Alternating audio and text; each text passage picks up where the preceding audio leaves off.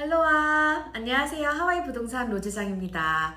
오늘 제 영상에서는요, 하와이 부동산 계약서의 모든 것 총정리를 하겠습니다. 사실 오늘 제가 계약서 오퍼를 써야 되는 트랜잭션이 있습니다. 그래서 제 고객님께서 내일 이제 저와 미팅을 하면서 그 계약서 하나씩 다 고오버 할 거예요. 그래서 그걸 하기 전에 제 유튜브 채널을 구독해 주시는 제 구독자분들에게도 하와이에서는 부동산 계약서를 어떻게 쓰면 좋은지 이거를 보여드리고 싶어서 지금 오늘은 금요일 밤입니다. 금요일 약 8시 반을 좀 넘었는데요. 친구들과 저녁 식사를 맛있게 하고 다시 제가 있는 카할라 몰의 2층에 있는 콜드웰 뱅커죠. 하와이에서 가장 큰 규모를 자랑하고 있는, 그리고 가장 좋은 1위의 커스터머 리뷰, 클라이언트 리뷰가 있는 이 회사 제 사무실에 왔습니다. 그래서 금요일 밤이라서 그런지 딱 한 분 계세요. 저기 다른 쪽에. 그래서 인사드리고 이제 하와이 계약서를 시작할 건데요. 먼저 말씀드리고 싶은 사항은 뭐냐면, 미국의 모든 주마다 부동산 계약서는 아예 다릅니다. 제가 한 1년 반 정도 전에는 제 고객님께서 저와 함께 저에게 그 고객님의 집을 팔아달라고 하셨어요.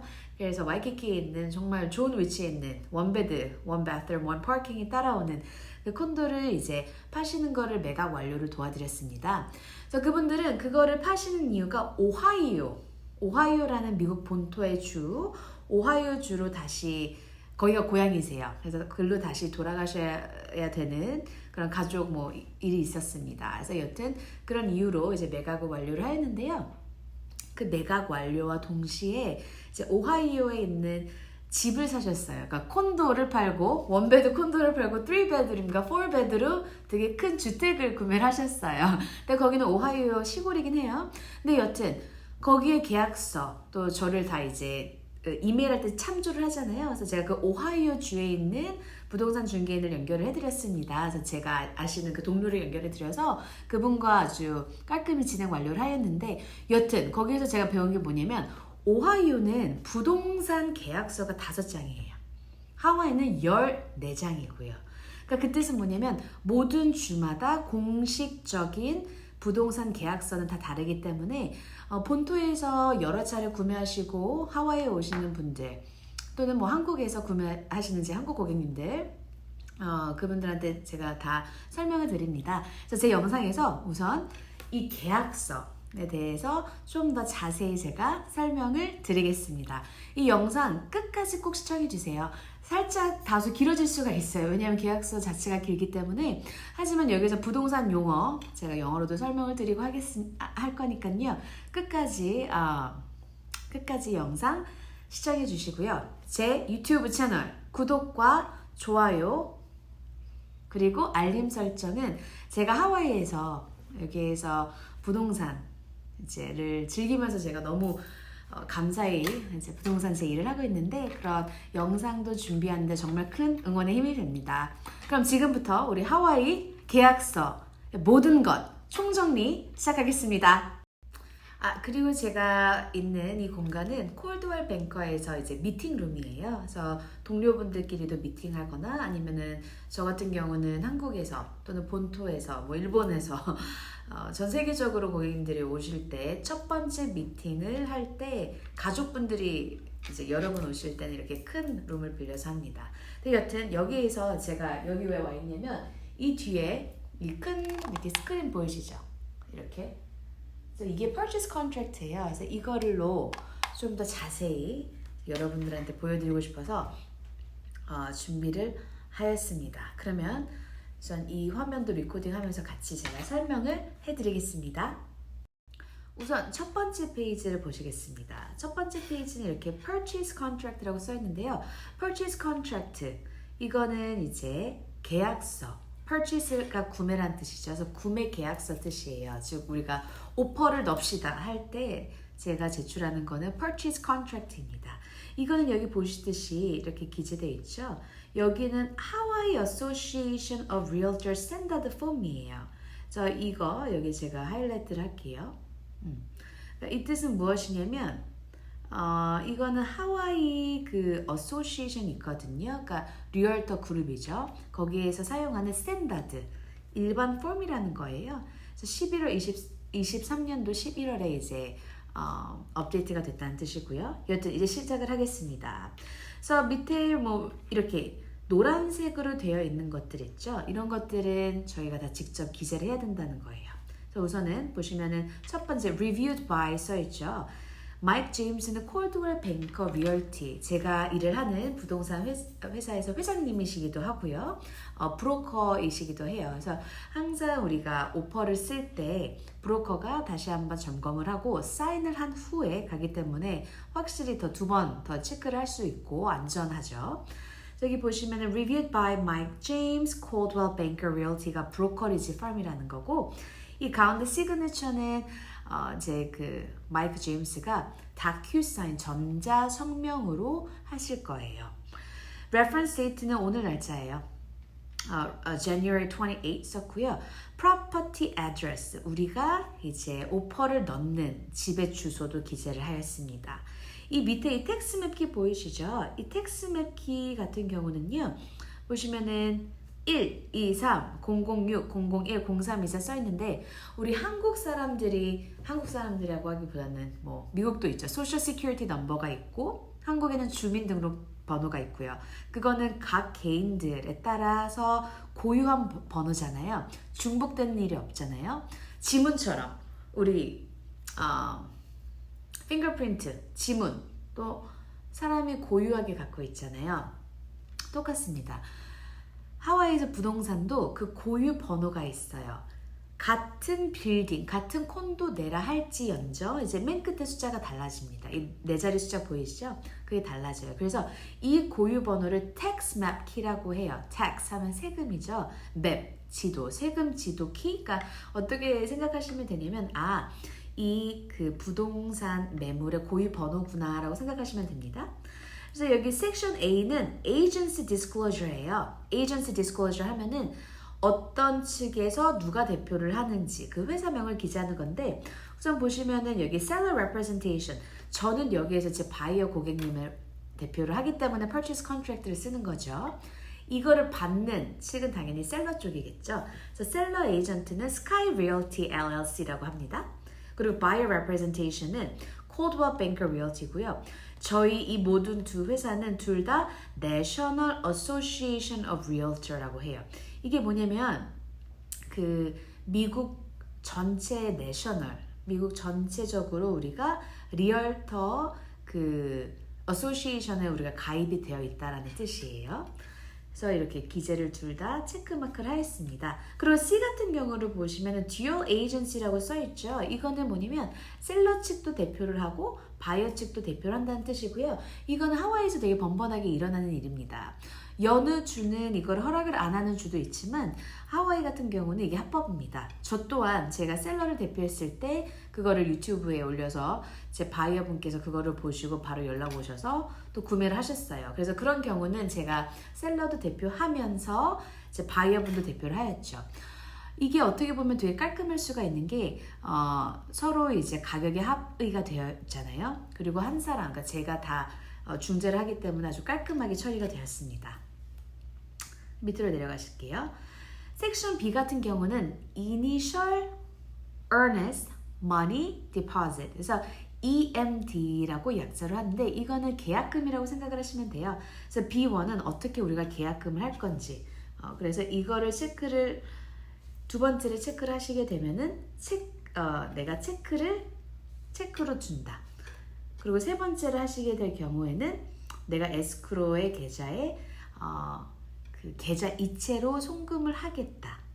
3일 안으로 라는 뜻입니다. 근데 여기에서 보셔야 하는 게 뭐냐면 이 3일이 그냥 3 days가 아니라 3 business days예요. 그래서 3 business days면은 주말, 공휴일을 제외하는 거예요. 예를 들어서 우리가 금요일 날, 그 전에 이거 하나를 더 설명을 드릴게요. acceptance date라고 보이시죠? acceptance는 수락이라는 뜻이잖아요. 즉 우리가 오퍼를 냈어요. 그리고 뭐 그 다음날 또는 뭐 이틀 후에 셀러 측에서 그거를 수락을 했으면은 그 날로부터 3일 비즈니스 데이즈 안에 우리가 에스크로 계좌로 바이어가 계약금을 송금을 하겠다라는 뜻입니다. 하와이에서 절대적으로 아셔야 되는 사항은 뭐냐면요. 바이어랑 셀러가 절대 한 번도 만나는 경우가 없고요. 그리고 한 번도 직접 보내면은 그거는 불법입니다. 또한 바이어가 돈을 보낼 때 뭐 에이전트한테 보낸다거나 그렇게 개인적으로 보내면 절대 안 되고요. 제3자 회사예요. 신탁 회사인 에스크로라는 회사가 있습니다. 그 회사는 셀러의 편도 아니고 바이어 편도 아니고 정말 중립적인 중재 역할을 해요.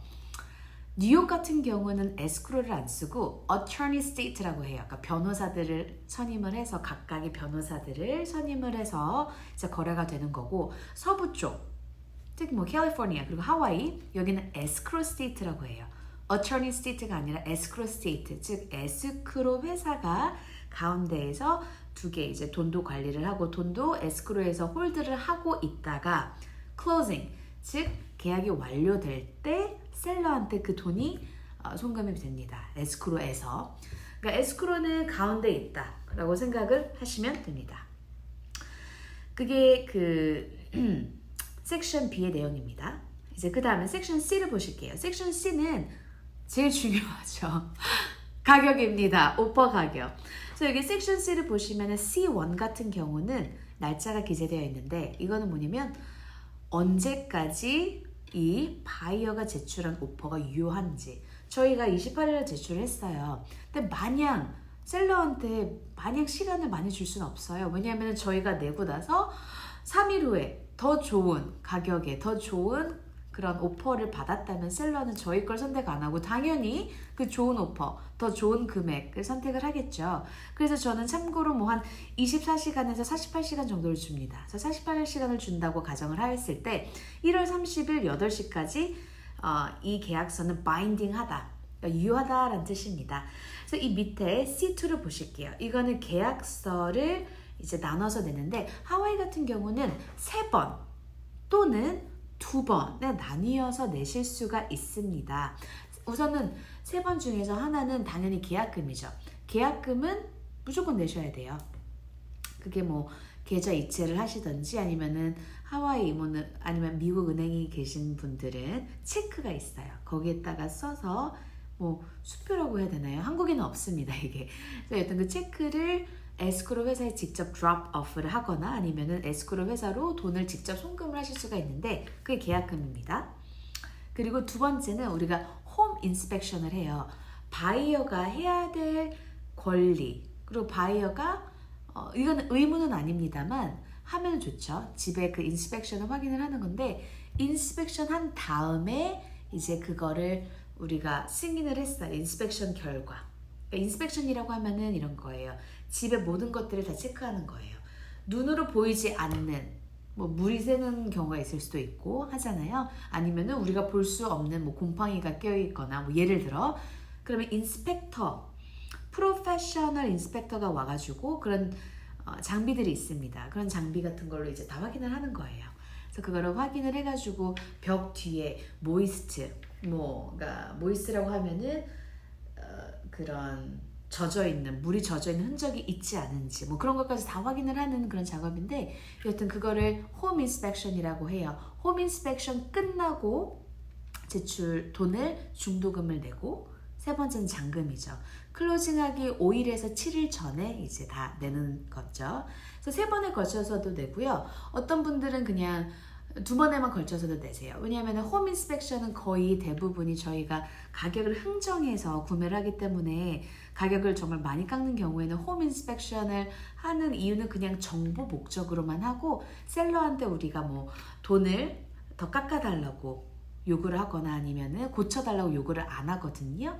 그렇기 때문에 그냥 2번에 나뉘어서 보내시는 분들도 계세요. 그래서 제가 쉽게 예시를 들겠습니다. 만약에 100만 불이고 다 캐시를 할 경우이거든요. 그러면은 이제 그 100만 불을 3번에 나뉘어서 내세요. 그래서 이거는 정말 딱 그 법이 없어요. 어떤 분들은 그냥 20% 내시고 어떤 분들은 뭐 30% 내시고 어떤 분들은 10%만 내시고 어떤 분들은 5%만 내시고 하세요. 근데 기본적으로 캐시를 하시는 분들은 이미 전 금액이 다 준비가 되어 있는 상태이시기 때문에 한 10% 정도 를 잡습니다. 그럼 100만 불 10억 되죠. 12억인가요? 지금 환율로 100만 불로 가정을 했을 때 이제 1억 2천이 먼저 들어갑니다. 그냥 달러로 하겠습니다. 10만 불이 들어가고요. 그 다음에는 뭐 20만 불. 20만 불은 언제 한다? 우리가 홈 인스펙션을 어프로브하고 한다. 그래서 여기에 이제 기재를 합니다. Within 3 business days after J1 approval.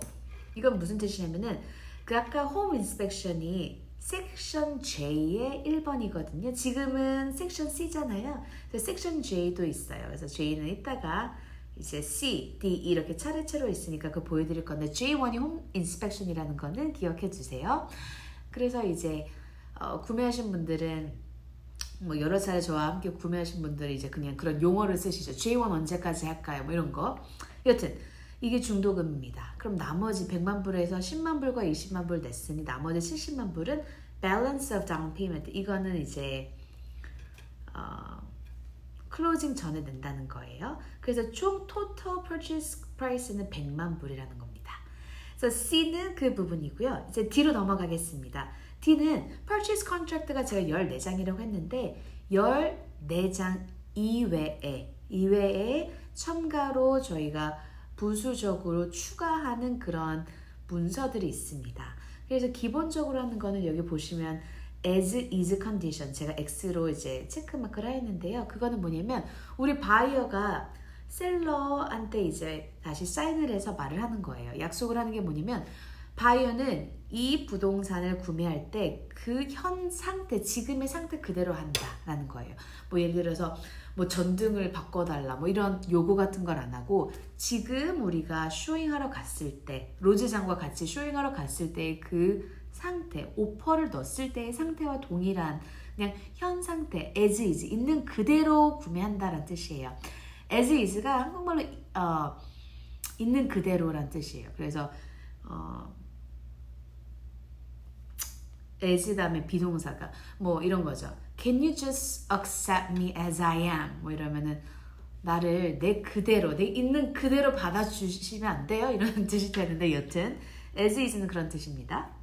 as is를 하고 그 다음에는 let base paint disclosure 보이시죠? 이 밑에서 세 번째 let base paint disclosure는 뭐냐면 1978년도 이전에 완공이 된 그런 콘도 또는 주택의 경우에는 이런 페인트의 납성분이 있을 가능성이 있다고 해요. 78년 이후로부터 미국 정부에서 이제 다 그런 걸 없앴죠. 납성분에 관해서 셀러가 디스클로즈를 하는 거예요.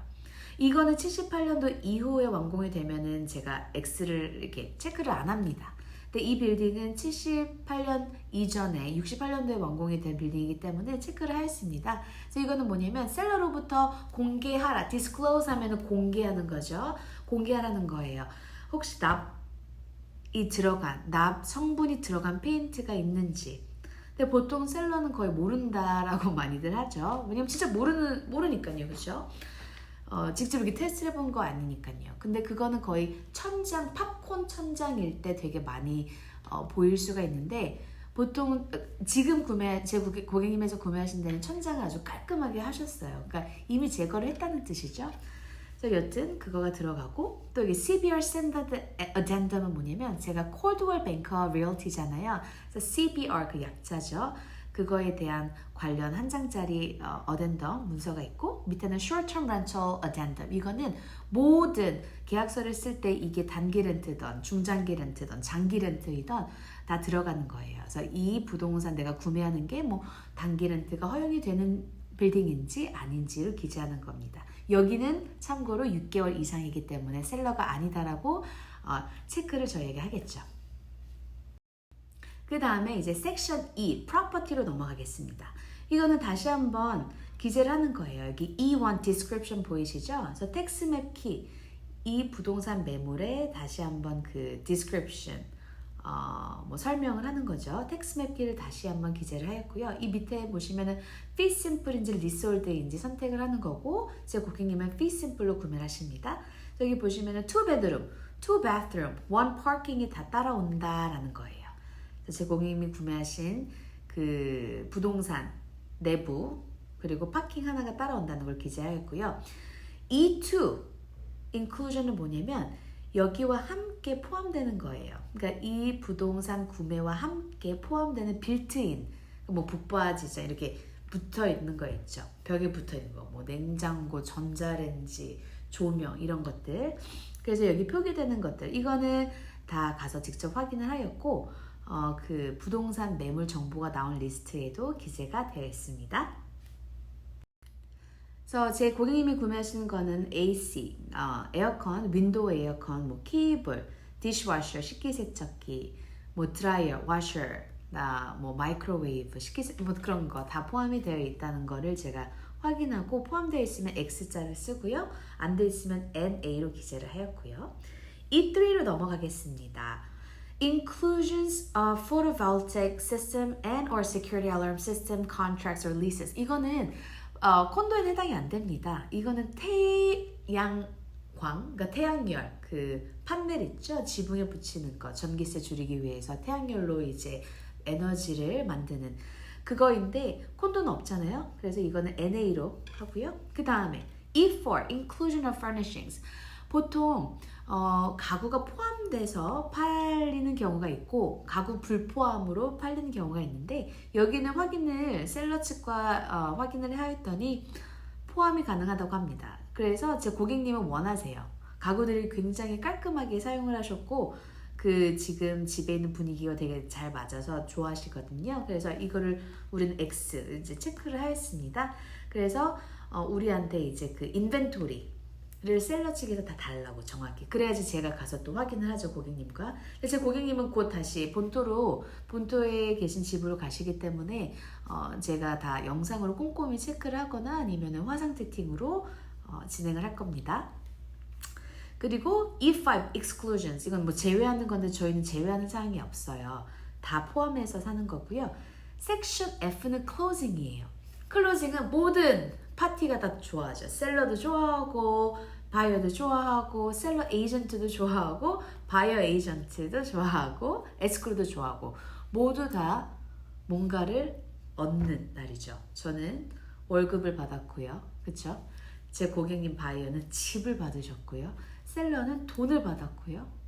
셀러 에이전트도 월급같이 돈을 받았고 여튼 캐시로 진행하시기 때문에 21일 또는 30일 안에 acceptance date는 수락하는 날로부터죠. 그러니까 셀러 측이 저희가 제출한 오퍼를 수락하는 날로부터 30일 이내. 여기에서는 뭐 공휴일 그런 거 다 포함해서요. 예를 들어서 뭐 1월 1일 날 했다. 그러면 1월 31일이 이제 클로징 데이트가 되겠죠. 1월 1일 날 수락이 되었다면은. 그리고 F3는 되게 이건 정말 합리적이에요. Change the scheduled closing date. 이건 뭐냐면 위에 저희가 30일이라고 기재를 했잖아요. 근데 change가 있을 수가 있어요. 그쵸? 이게 사람들끼리 거래하는 일이기 때문에 충분히 있을 수가 있거든요. 그래서 A를 항상 저는 클릭을 합니다. 제 바이어, 제 고객님의 를 보호하기 위해서인데 이건 뭐냐면 one time unilateral right to extend. 이거는 뭐냐면 한 번 unilateral 일방적으로 한 측에서 15일 동안 연장이 가능해요. 그건 뭐냐면 셀러 측도 갑자기 조금 더 15일 더 있어야 된다. 그럼 15일 더 연장이 되고 뭐 15일을 다 안 써도 되고요. 또는 바이어 측에서 돈을 보내는데 뭐 갑자기 어떤 일이 갑자기 일이 생겨가지고 조금 늦어질 수가 있을 수도 있죠. 그래서 15일 그거는 이유도 안 묻고 당연히 그게 됩니다. 그러니까 15일 더 연장이 된다라는 뜻입니다. 그 밑에 time of the essence는 그냥 뭐냐면 정말 그 시간 30일 지켜야 된다는 건데 저는 여기 절대 클릭을 안 해요. 체크를 안 하고 항상 A를 체크를 합니다. 이제 에스크로가 관련된 섹션 F4로 들어갈게요. 에스크로 오피스는 상당히 많아요. 근데 하와이에서 대표적으로 많이 사용하는 데가 뭐 타이틀 개런티 하와이, First American Title, 뭐 Fidelity, 뭐 Republic, 뭐 되게 많습니다. 근데 여기에서 셀러 측에서 여기로 써주면 감사하겠다고 해서 저희는 뭐 상관이 없으니까 이걸로 썼어요. 타이틀 개런티 하와이고 브랜치는 카할라. 저희 바로 여기 가깝습니다. 이 카할라 몰에 있고 에스크로 오피서 이름 랠리 히로카와라는 분이 이제 에스크로를 맡을 거고요. 이메일 주소 이렇게 있고요. 그리고 뭐 F5 이런 거는 뭐냐면 prorations 이게 뭐냐면 분배라는 뜻이에요. 저희가 뭐 예를 들어서 재산세를 내거나 아니면 관리비 이런 걸 낼 때 그 기간이 있잖아요.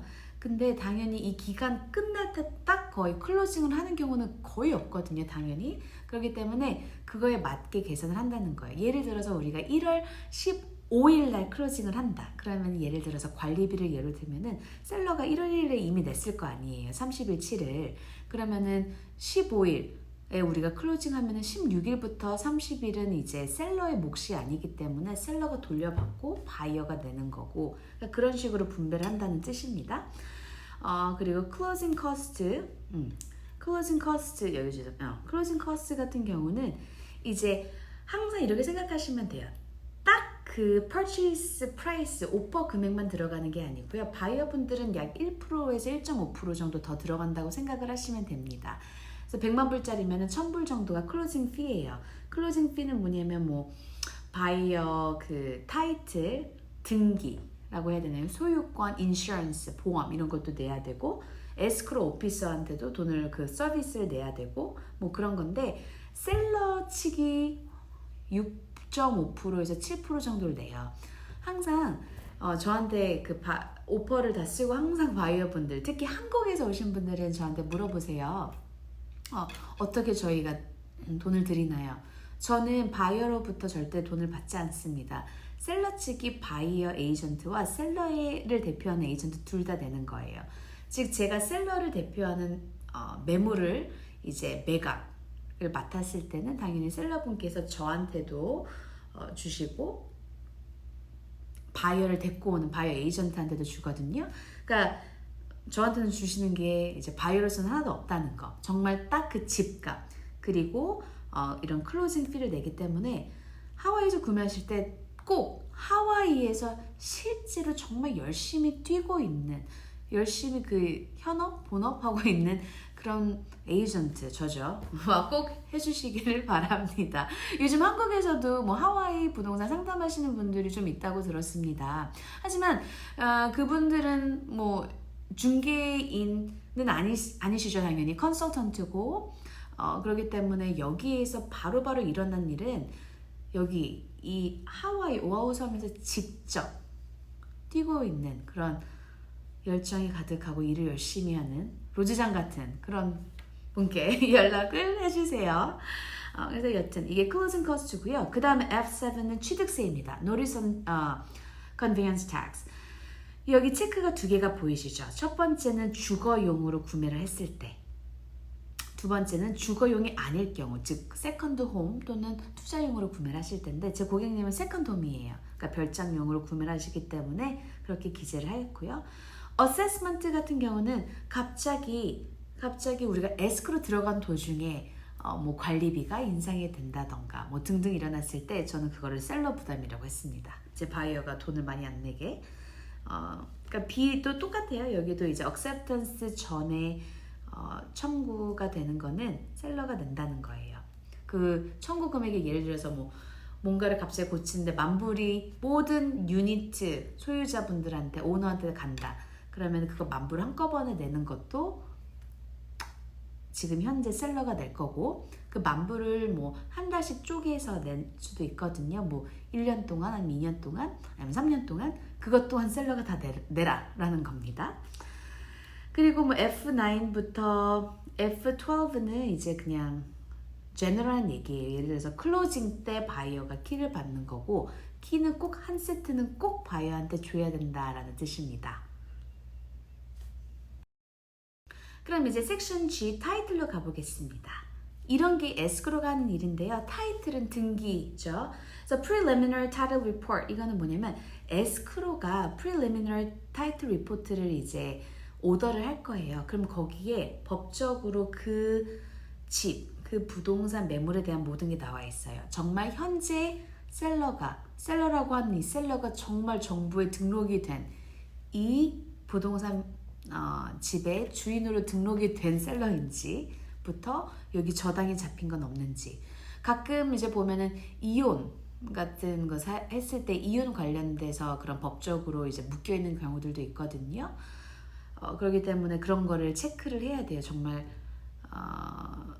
그 라인 바이 라인으로 정확하게 이제 이 집의 타이틀이 클린한지 깔끔한지를 꼭 체크를 해야 됩니다. 그래서 이걸 보시면은 뭐 예를 들어서 우리가 그거를 받고 5일 만에 마음에 안 든다. 거기에 막 저당 잡혀 있고 막 그런 게 써 있다. 예를 들어 이 집은 제가 이미 확인을 했어요, 물론. 그래서 셀러 측은 이게 깔끔하다고 합니다. 하지만 그래도 이제 에스크로가 다시 한번 재확인을 하는 거예요. 근데 만약에 했는데 마음에 안 든다, 예를 들어. 그러면 우리는 그 사유로 취소를 할 수가 있고요. 취소를 하면은 이전에 내셨던 그런 계약금, 뭐 중도금은 다 100% 환불이 됩니다. 그리고 뭐 C 같은 경우는 타이틀 디펙트, 그러니까 타이틀에 문제가 있었을 때를 말하죠. 타이틀에 문제가 있었을 경우에는 뭐 예를 들어서 5일 동안 셀러가 그걸 고칠 수가 없다면은 우리가 바이어가 캔슬할 수 있다는 내용이고요. G3 vesting and tenancy 같은 경우는 어떻게 어떻게 이걸 소유할 건지. 혼자 소유하면 딱 하나밖에 없어요. Tenants by severalty라고 해가지고 혼자 소유, 그러니까 독점 소유라고 하죠, 한국말로는. 부부로 소유할 경우에는 tenants by entirety가 있고, 여러분이 할 때는 joint tenancy라고 해가지고 뭐 4명이 산다. 그럼 25%씩 소유를 할 수도 있고, 그렇죠? 그거는 다 기재할 수가 있는데, 여튼 제 고객님은 명의 혼자로 하시기 때문에 이제 여기에는 뭐 그냥 15일 안에 혹시라도 제가 당연히 리걸 네임을 체크를 하겠지만 법적 이름 뭐 그런 것들 그리고 결혼하셨는지 안 하셨는지 등등을 이제 공개를 하는 겁니다. 그러니까 공개라기보다는 에스크로한테 전달해야 되고요. 이제 섹션 H로 가겠습니다. 캐시 펀드랑 파이낸싱 컨틴전시인데 제가 여기 하나 꼭 말씀드리고 싶은 게 있습니다. 특히나 울트라 럭셔리 콘도 또는 주택 같은 경우는요, 셀러 측에서 아무나 절대 안 보여줘요. 한국도 요즘 마찬가지라고 들었습니다. 그거를 정말 살 수 있는 경제적 여건과 능력이 되는 그런 바이어들한테만 보여줍니다. 그렇기 때문에 캐시 펀드는 무조건 갖고 다녀야 돼요. 그래서 가끔, 그러니까 미국 본토에서 오시거나 하와이에서 여러 차례 구매하셨던 분들은 이거를 충분히 숙지를 하시고 이해를 하시는데, 간혹 가다가 한국에서 처음 오시고 했을 때 이제 셀러 측에서 그런 계좌 증명서, 계좌 잔고 증명서, 잔고 내역서를 요구하는 경우가 정말 많은데, 그걸 요구했을 때 살짝 놀라신 분들도 계세요. 물론 처음이니까 제가 설명을 잘 해드렸습니다만 그거는 꼭 필요합니다. 왜냐면은 300만 불짜리를 보는데 만약에 100만 불짜리만 살 수 있다면은 그거는 모든 사람의 그런 시간을 낭비를 하는 거잖아요. 살 수도 없는데 보는 거는, 그렇죠? 그렇기 때문에 특히나 그런 셀러들은 되게 자기 집을 막 함부로 안 보여주려고 하시는 분들이 되게 많습니다. 그렇기 때문에 꼭 이거는 유의하셔야 되는데, 여튼 여기는 또 뭐냐면 acceptance date, 수락 날로부터 7일 내에 우리가 계좌 증명서를 보내준다라는 거예요. 그러니까 셀러가 그거를 이제 보고 더 안심을 하겠죠. 그래서 첫 번째 bank statement, 계좌 잔고, 또는 verification from depository financial institution. 이거는 뭐냐면 뭐 주거래 은행, 뭐 JP Morgan, 뭐 그러면 Charles Schwab 이런 데에서 이제 그런 일하시는 분이 만약에 잔액을 공개하고 싶지 않으시면 쓰는 거예요. 이분은 이 부동산을 사실 능력이 financial capacity가 있다. 그리고 사인 밑에 하시고 그렇게 해도 된다라는 뜻입니다. 그리고 H2, H3, H4 이거는 약간 그 mortgage 관련된 내용이라서 넘어가겠습니다. 이거는 뭐냐면 mortgage 그 대출 관련했을 때 쓰는 거예요. 뭐 대출 pre-qualification letter, 대출 이미 승인 받은 뭐 대출 승인 편지 이런 것도 제출해야 되고 하는데, 제 고객님은 캐시로 하시기 때문에 여튼 이거는 넘어가겠습니다. 섹션 I, 이거는 셀러가 무조건 저희한테 mandatory라고까지 써 있어요. 무조건 저희한테 공개를 해야 된다는 거예요. 이거를 SRPDS라고 합니다. Seller's Real Property Disclosure Statement라고 하는데 그거는 뭐냐면 셀러가 이 집을 소유하는 기간 내에 이 집에 대해서 아는 모든 것 이게 질문이 정말 한 되게 많아요. 총 5장으로 되어 있는데 여기에서 그 소유하고 있는 기간 동안 내가 뭔가를 고쳤다. 뭐 페인트질까지 아니면은 소유하고 있는 동안 뭐 물이 샜다. 등등 있을 거 아니에요. 그런 것들을 다 모두 이제 바이어한테 공개를 해야 되고요. 만약에 공개를 안 하고 숨겼다. 근데 그게 적발이 됐다. 거짓말은 다 밝혀지니까 적발이 됐다라고 한다면 그때는 이제 바이어가 셀러한테 뭐 소송을 해서 손해배상 같은 거 청구를 할 수 있고 법적으로까지 가기 때문에 제가 셀러분을 대표할 때는 정말 다 솔직하게 기재를 다 하셔야 된다라고 말씀을 드리고 합니다. 그래서 여튼 7일 이내에 셀러가 바이어한테 줘야 된다라는 뜻이고요. 뭐 이거는 amended는 혹시라도 수정사항이 생길 수가 있죠. 그럴 때에는 이제 3일 이내 그 수정사항이 생기고 3일 이내에 뭐 줘야 된다는 거고 여기에서 말씀드리고 싶은 거는 뭐냐면 만약에 혹시라도 바이어가 이거를 SRPDS 이 문서를 셀러 측에서부터 받을 거 아니에요. 에스크로 기간 동안 그걸 읽고 나 이거 좀 마음에 안 든다. 좀 뭐 꺼리낌칙하다. 예를 들어 그러면은 이유를 셀러한테 쉐어하지 않고 공개하지 않고 바이어가 100% 환불을 받아서 이거 계약 파기가 가능합니다. 그래서 제가 아까 전에 말씀드렸다시피 오하오는 5장밖에 안 돼요. 계약서가. 하와이는 14장이에요. 계약서는 바이어가 준비해서 셀러한테 제출을 하는 문서잖아요. 그래서 하와이를 많은 분들이 뭐라고 하냐면 바이어를 옹호하는 스테이트다, 주다라고 많이 해요. 그래서 바이어의 그런 권리를 보호하는 그런 섹션들이 많아요. 섹션 I 같은 경우도 그렇죠. 셀러가 우리한테 제공하는 그 문서에서 내가 별로다. 그러면 바로 여기에서 막 물이 막 여러 군데 샜는데 아직도 막 자국이 있고 뭐 예를 들어서 이게 싫다. 꺼리낌칙하다. 뭐 예를 들어 그러면은 캔슬하시고 다른 집을 다시 저와 함께 보시면 되고요. 그래서 여튼 그게 I입니다. 그 다음에 I6 General Disclosure는 그냥 뭐 정말 제너럴한 일반적인 사항들이에요. 여기는 뭐 납 성분이 있는지 아니면 혹시라도 물, waste water, 물이 이제 지저분한 물이 있진 않는지, 몰드, 곰팡이, 뭐 섹스 offender 이건 뭐야, 성범죄, 뭐 그 기록 같은 거, flood zone 이게 홍수가 일어나는 존인지 뭐 등등, climate change 뭐 지구 온난화 관련돼서 그런 거 관련된 거 이고요. 되게 제너럴한 겁니다. 그리고 섹션 J가 중요합니다. 아까 J1이라고 말씀드렸는데 이건 홈 인스펙션이에요. 그래서 NA라고 쓴 거는 우리가 홈 인스펙션을 안 하겠다. 예를 들어서 정말 오퍼를 여러 개 받는 상황이거나 아니면은 우리가 정말 돈을 많이 깎았을 때는 그냥 J1 안 하겠다고 해요. J1 안 하겠다고 하면 아까 그 중도금 두 번째를 안 내고 죄송합니다. 두 번째를 안 내고 첫 번째 계약금과 이제 그 잔금만 내시겠죠? 근데 제 고객님은 하실 거예요. 그래서 거의 보통 5일 안에 acceptance 수락일로부터 5일 안에 우리가 진행을 할 거고 거기에서 별로 마음에 안 든다. 그럼 그것도 해도 됩니다. 근데 저희가 아까 전에 as is 현 상태 그대로 산다고 했잖아요. 그래서 J1을 하고 저희가 요구는 사실 할 수는 있어요. 근데 이미 말로 그리고 문서로 한 거죠. 우리가 요구 안 하겠다고. 하지만 요구는 할 수 있다. 리페어 해달라. 그리고 크레딧으로 돈을 주거나 하는데 거의 as is를 하면 거의 안 하는 게 맞고요. 안 해야 되고요. 근데 너무 큰 문제가 있다. 그러면은 우리가 요청을 할 수가 있으나 셀러가 그걸 거절하면은 우리는 뭐 파기하고 기존에 받았던 계약금을 다 100% 환불이 가능합니다.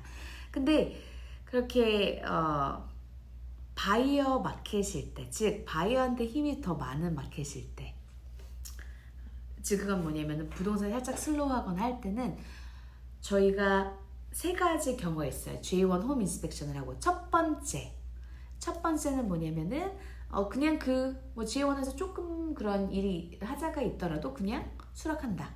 두 번째는 뭐냐면 돈으로 요구를 한다. 예를 들어서 100만 불 하는데 예를 들어서 이거 다 수리하는데 뭐 1000불이 든다. 그럼 1000불을 우리한테 깎아서 줄 수가 있고요.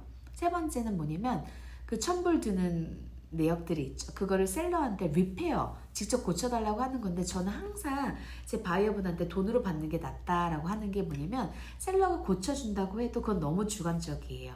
셀러는 정말 잘 고쳤다고 하는데 우리가 갔을 때 그게 잘 안 고쳐졌으면은 시간 낭비고 돈 낭비고 하잖아요. 그래서 가장 깔끔한 거는 돈으로 받는 겁니다. 그리고 이제 J3 Final Walkthrough 같은 경우는 우리가 클로징하기 3일 전에 다시 한번 집에 방문을 해서 볼 권리가 있다라는 거예요.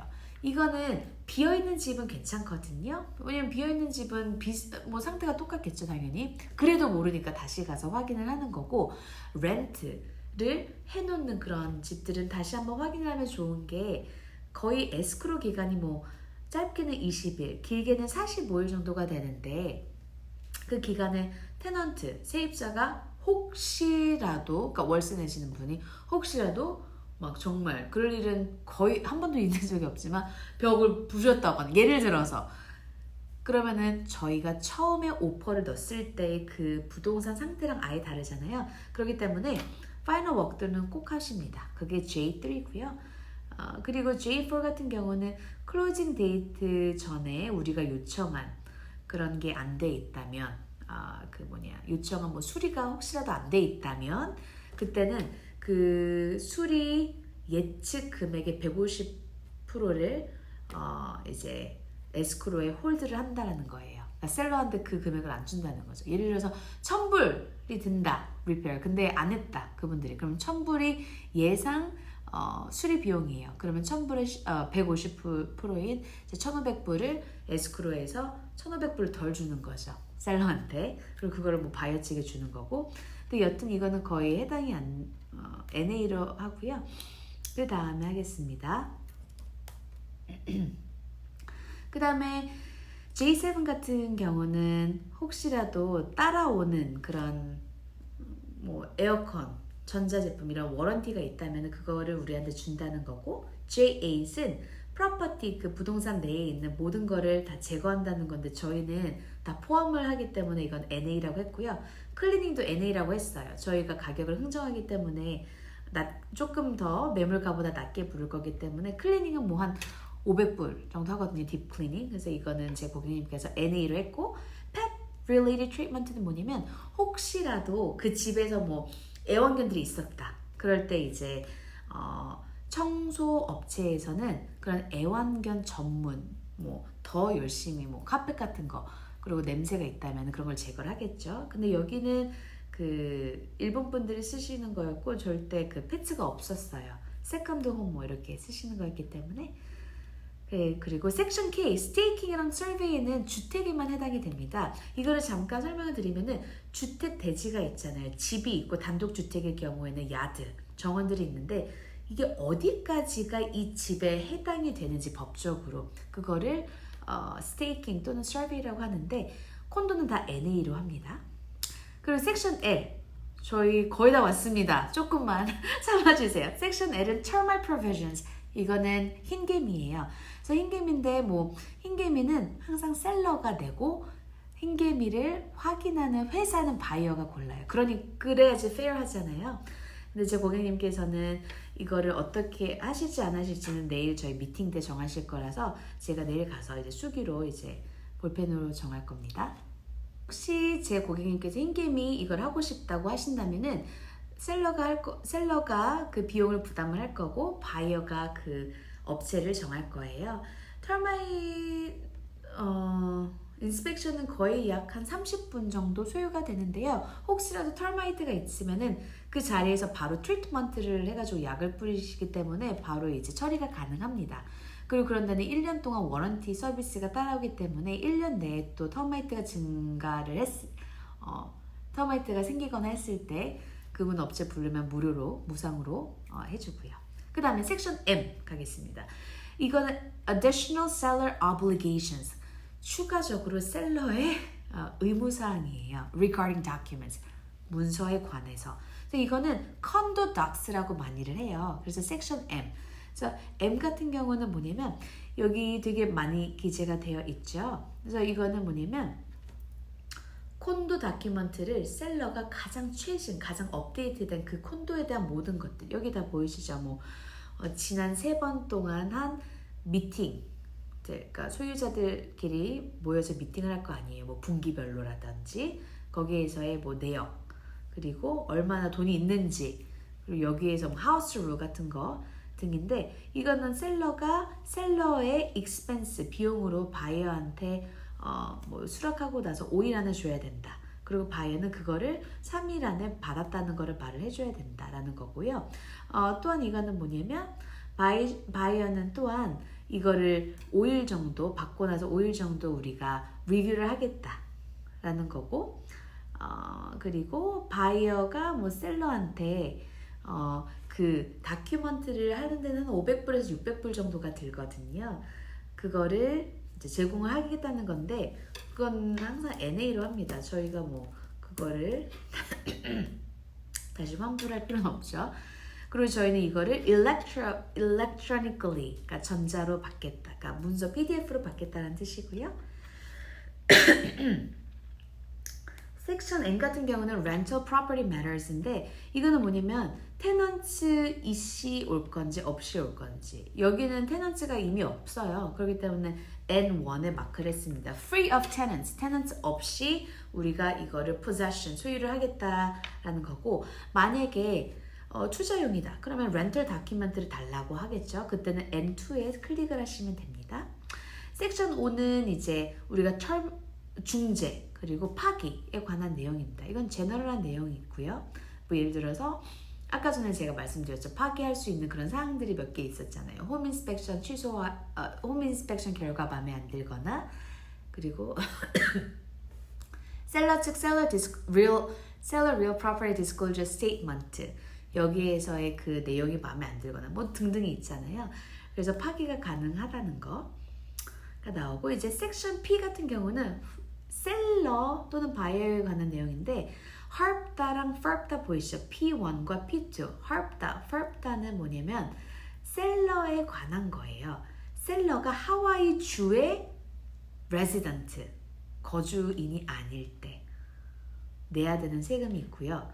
또 뭐냐면 P2는 셀러가 foreign person, 외국인일 때 내야 되는 세금이 있어요. 그러니까 이거는 구매하실 때는 전혀 관계가 없으시고 나중에 파실 때 그 신분이라고 해야 되나요? 그 상태에 따라서 달라요.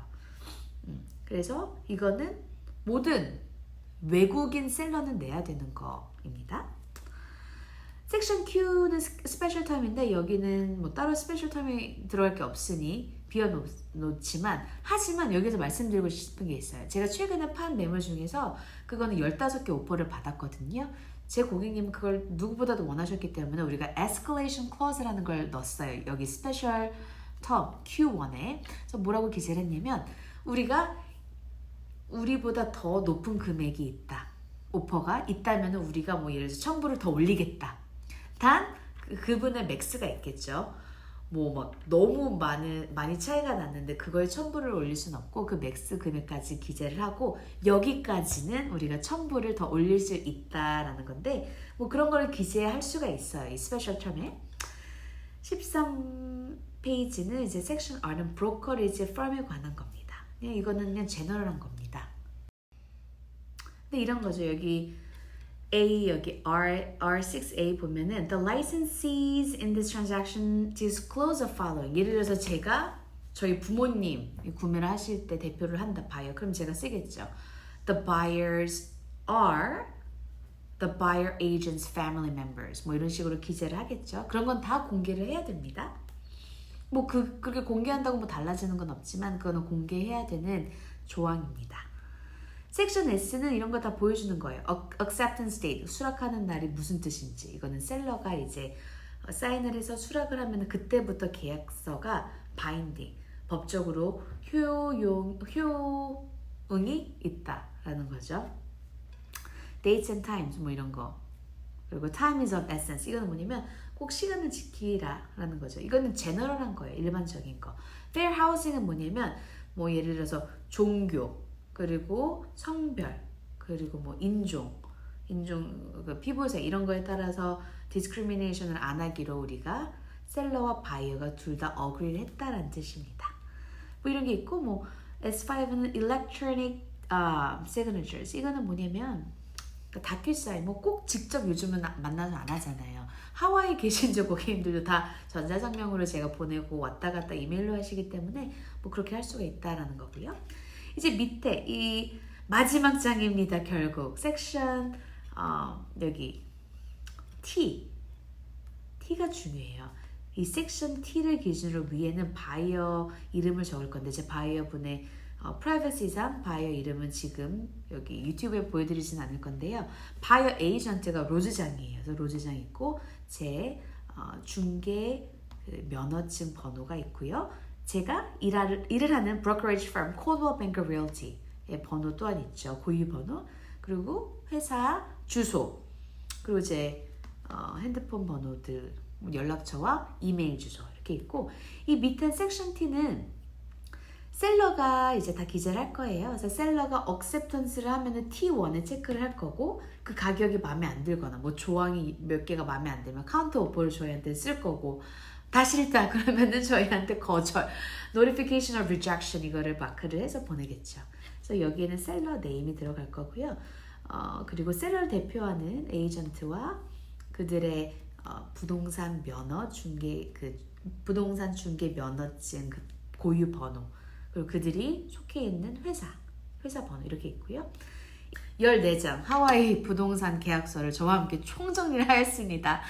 그래서 앞으로 이제 하와이 부동산 저와 함께 보시고 계약서를 쓰실 때 물론 처음에 저와 함께 다 이제 go over 할 거예요. go over 할 거지만 그래도 그 전에 공부하시는 분들이 굉장히 요즘 많으세요. 자세히 궁금해하시는 분들도 계시고 해서 제 구독자분들만을 위해서 제가 준비를 한 영상입니다. 어떻게 보셨나요?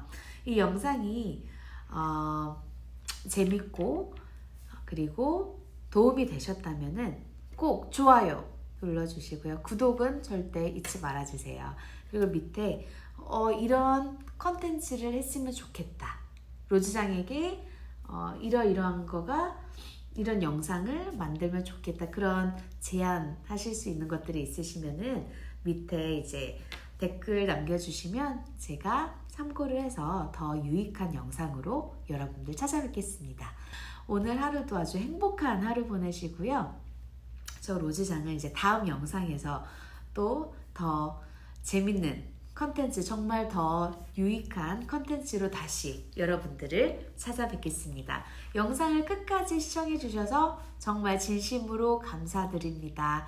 안녕히 계세요. 알로하 and 마할로.